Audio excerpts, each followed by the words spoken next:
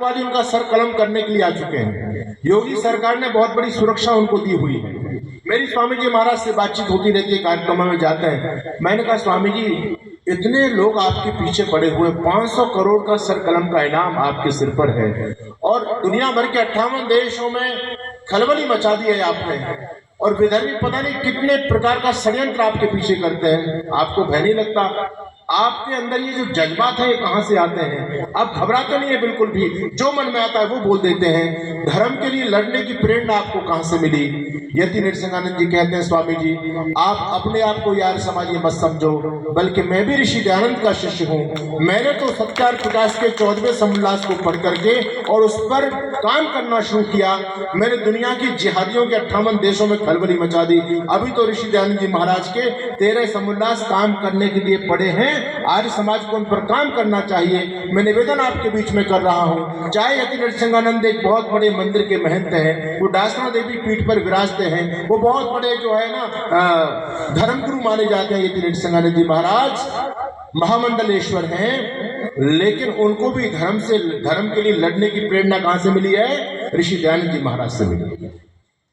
अभी ये कार्यक्रम में मेरे साथ में श्री सुदर्शन चौहान के, जो सुदर्शन न्यूज चैनल के मालिक हैं, हमारी बातचीत हो रही थी। वो कह रहे थे कि हम सनातनी लोगों के पास में अपने सनातन धर्म को जानने के लिए सबसे कोई लॉजिकल साइंटिफिक यदि कोई किताब है जिसमें संपूर्ण सनातन धर्म की जानकारी है और वो भी बहुत प्रमाणों के साथ में है, तो वो पुस्तक केवल और केवल सत्यार प्रकाश है। और दूसरी हम सनातनियों के पास में कोई ऐसी पुस्तक नहीं है। और वो कहते हैं मैं 30,000 पुस्तक बांट चुका हूँ, 20,000 पुस्तक अभी लेकर के आया हूँ। ये वो व्यक्ति है जो देश का प्रबुद्ध पत्रकार है, वो कोई आर्य समाज के प्रचारक नहीं है। हमारे उत्तर प्रदेश की गद्दी पर विराजते हैं माननीय योगी आदित्यनाथ जी महाराज, जो वहां के मुख्यमंत्री हैं। उनसे मीडिया कर्मियों ने पूछा कि स्वामी जी आप पर धर्मांतरण के बार बार आरोप लगाए जाते हैं कि आप एक वर्ग विशेष के लोगों को धर्मांतरित करके हिंदू बनाते हो, मुसलमानों को हिंदू बनाते हो। योगी आदित्यनाथ कहते हैं कि बिल्कुल गलत कह रहे हो, मैं किसी को नहीं बनाता। मैं तो महर्षि दयानंद जी महाराज का लिखा हुआ ग्रंथ सत्यार प्रकाश उस व्यक्ति को पढ़ने के लिए देता हूँ। यदि उस व्यक्ति की बुद्धि खुली हुई है तो ऐसा हो ही नहीं सकता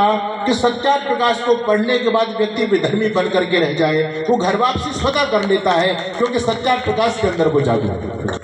ये केवल एक उदाहरण नहीं। कमलेश तिवारी जी का मर्डर हुआ लखनऊ के अंदर। कमलेश तिवारी जी के ठहरे में सत्यार प्रकाश रहा करता था। मैं निवेदन आपके बीच में कर रहा हूं कि आज के समय में वैचारिक लड़ाई का दौर है। दो प्रकार की लड़ाई होती है, एक हथियार की और एक विचार की, एक शस्त्र की और एक शास्त्र की। वर्तमान समय में शस्त्र की लड़ाई का दौर जा चुका है। आजकल जो दौर चल रहा है वो शास्त्र की लड़ाई का है, वो विचारधाराओं की लड़ाई का है। लेकिन याद रखना, विचार और हथियार में विचार की धार हथियार से भी पैनी होती है। विचार इतना शक्तिशाली होता है कि विचारों के सामने तोप और तलवार ढोने पड़ जाते हैं। दिल्ली के चांदनी चौक पर जब देश के महान स्वतंत्रता सेनानी स्वामी श्रद्धानंद जी महाराज अंग्रेज सरकार के खिलाफ जब एक आंदोलन का नेतृत्व कर रहे थे, स्वामी जी सामने नेतृत्व करते हुए जा रहे हैं, जनता जनार्दन स्वामी जी महाराज के पीछे चल रही थी। उधर से अंग्रेज लोग आते हैं गोरे अपनी संगीनों को तानते हुए और कहते हैं खबरदार यदि एक कदम भी आगे चलाए तो हम गोली मार देंगे। लेकिन वो वीर सन्यासी 4 कदम आगे बढ़ करके अपने कुर्ते को बटनों को खोलते हुए, कुर्ते को फाड़ते हुए और सामने अंग्रेजों की संगीनों के सामने खड़े हो जाते हैं और कहते हैं चलाओ गोली, अगर तुम्हें ताकत है तो मेरा सीना खुला हुआ है, मैं तुम्हारी गोली की ताकत को देखना चाहता हूँ। ये विचारों की ताकत होती है। विचारों की ताकत बहुत बलवती होती है।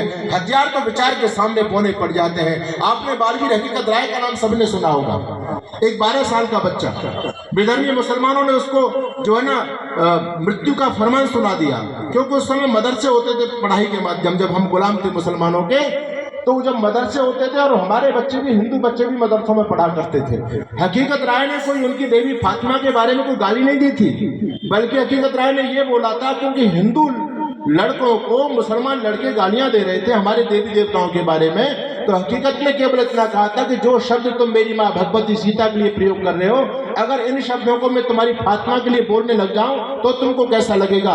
वो कहते हैं तेरे काफिर, तेरी इतनी हिम्मत, तो हमारी फातिमा के बारे में ऐसा सोच भी सकता है क्या? केवल इतनी बात हुई।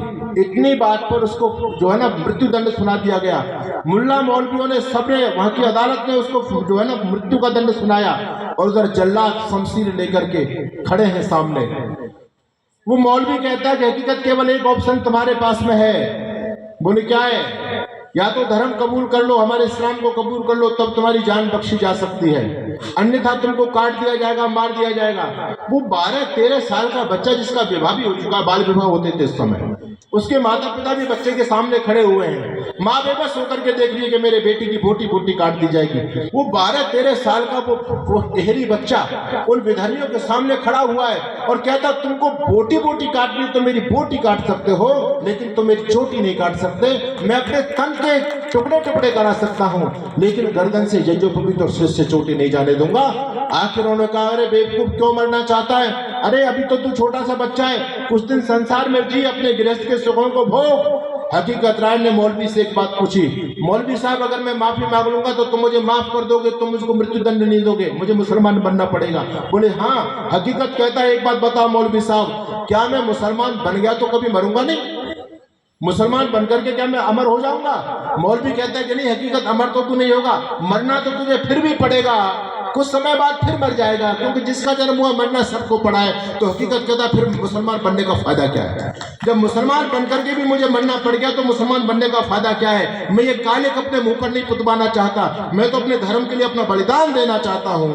और उस बहादुर बच्चे को उन दुष्ट लोगों ने शमशीरों से बोटी बोटी करके काट दिया।